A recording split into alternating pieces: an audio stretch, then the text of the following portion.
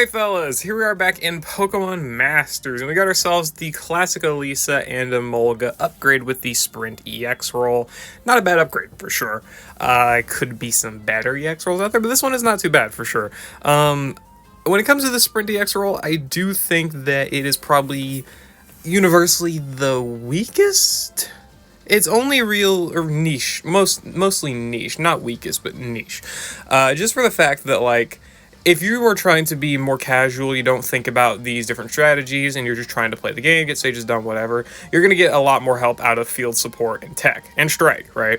Obviously, striker just makes your move AoE, tech is just a straight power buff, probably the most basic. Support EX is an indirect power buff, giving you that double sync buff, right?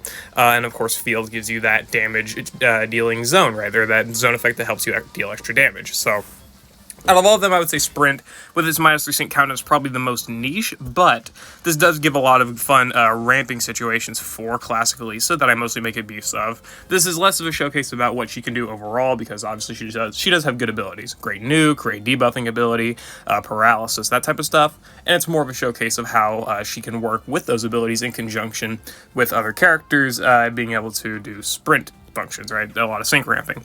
I also went ahead and maxed out her grid energy. Why? I don't know. Just because, why not? For the grids that I have here for most of the battles, you don't need much extra grid energy, just +2, it's fine. We mostly pick up Power Play, Conductive Sync.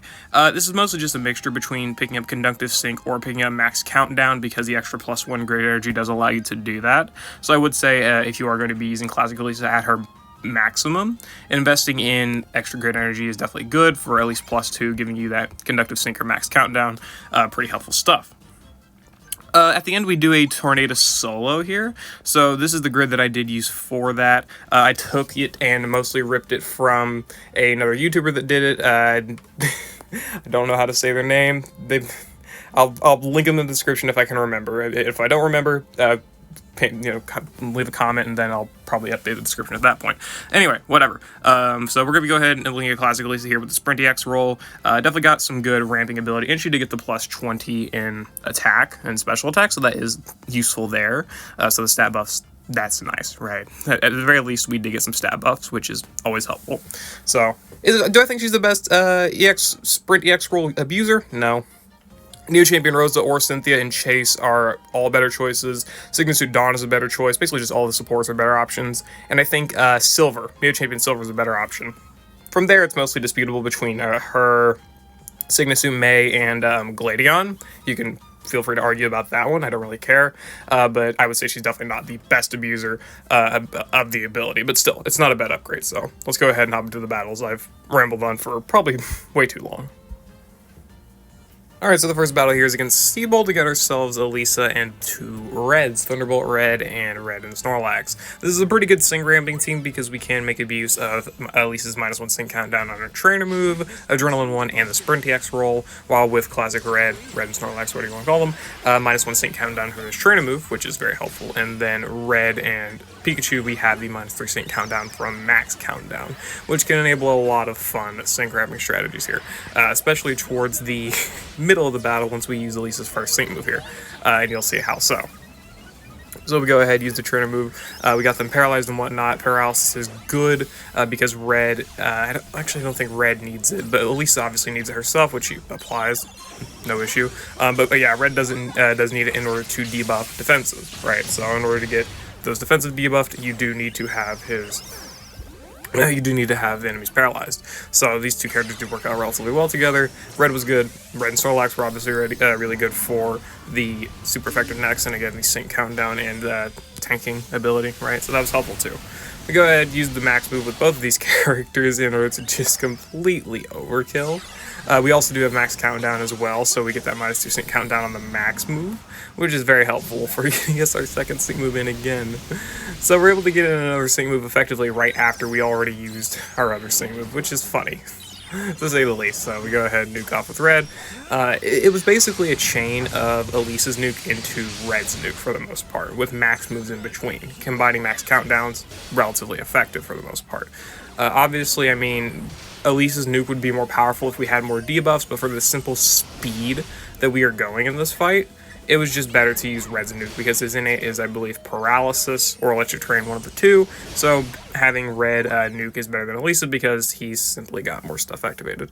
And also he has Crit Strike 2, whereas Elesa has Adrenaline instead of Crit Strike 2, so less multipliers for Elesa there, though. Though granted, I do think that Elesa could have done fine damage on her own. It wouldn't have really been too much of an issue, so either way, whatever. Doesn't really matter there. Probably could have nuked with Elesa, nuked with the Red, doesn't matter. They one-shot the side anyway, so it didn't really end up mattering. So whatever, doesn't matter too much.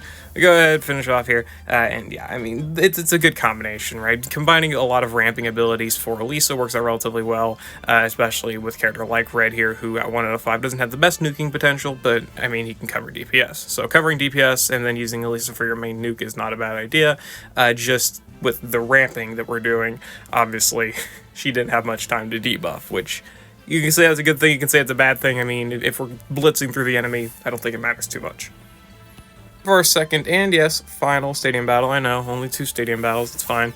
We're able to do triple Cynthia, or double Cynthia and then Elesa, so triple blonde setup, I guess. Whatever. Either way, again, this is another ramping situation, but instead of making use of other electric types with Cynthia, with Elesa, we're able to use the Cynthias here, who are obviously not electric type.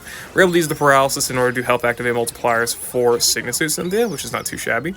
And we're also able to use her trainer move for some more sync ramping ability. So we got ourselves the sync countdown, we've got ourselves the good damage. What more can you want from a team setup, right? Sync ramping is definitely a more niche strategy, all things considered. It's not niche, it's actually very viable, but it's obviously something that a lot of players don't really utilize too much, or if they do utilize sync ramping, it's to a lesser extent for the most part. At least I'd say so, just in my opinion.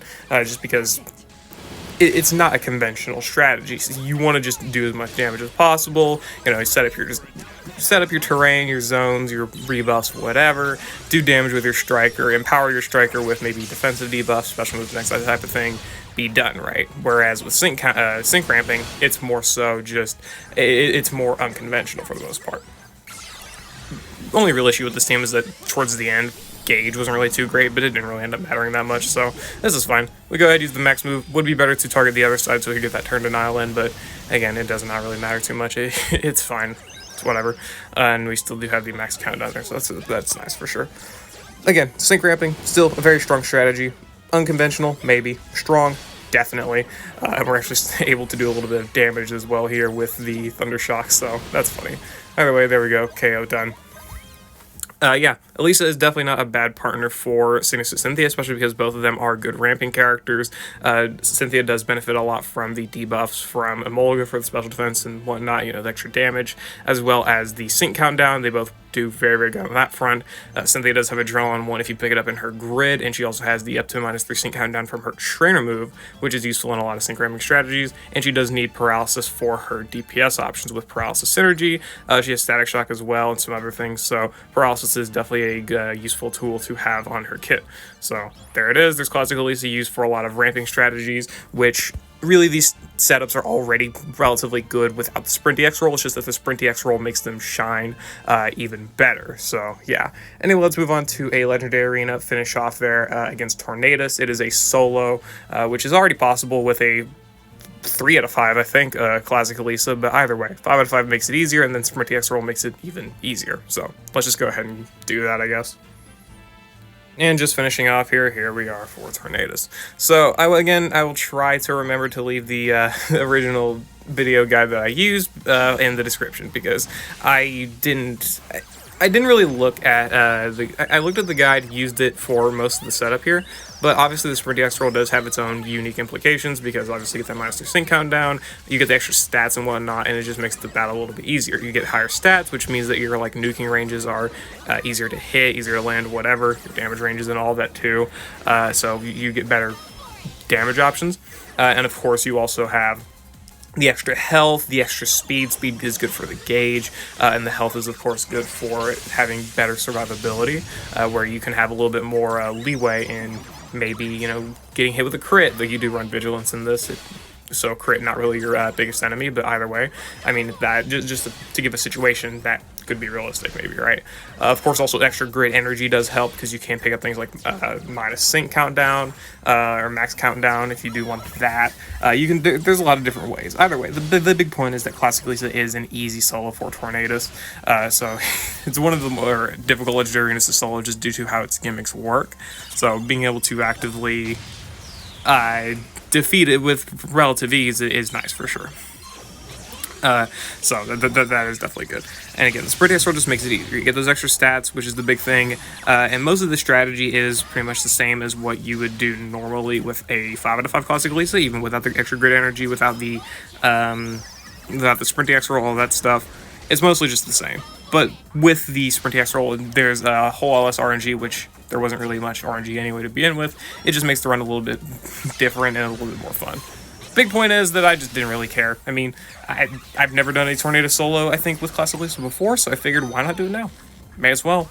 And it's definitely really easy for sure. You do have to get a little bit lucky with the self-cleanses, because Gauge is a little bit annoying, which is why the extra grid energy was helpful for picking up the Thunder Shock. Gauge Refresh, if you do find yourself struggling with Gauge, then resetting maybe because of the self-cleanse, as well as maybe, I don't know,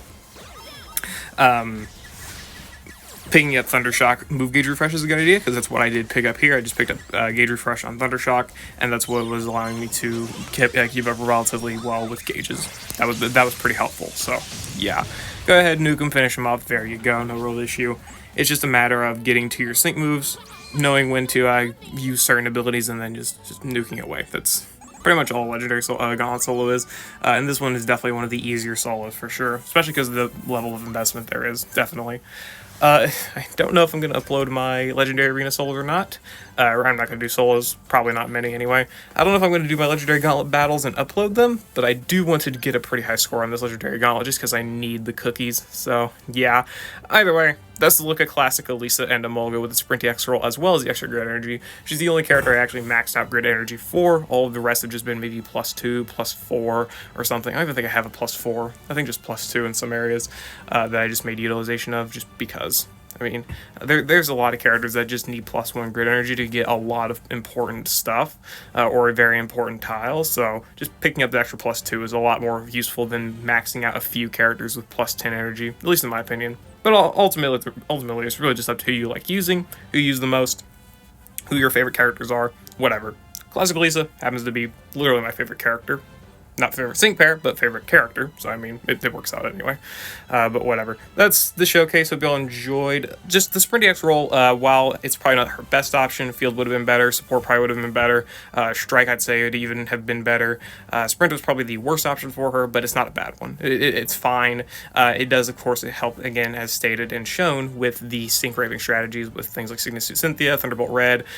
Signus Suit How is a relatively good partner for some ramping. Not amazing, but I mean, he can work pretty well, and some other setups, right? So there's a lot of different things you can make utilization of, and even just as a base kit, Classic Lisa's got a lot of good abilities. At least I'd say so. So yeah, that's my thoughts. I'll see y'all later. I hope you all enjoyed.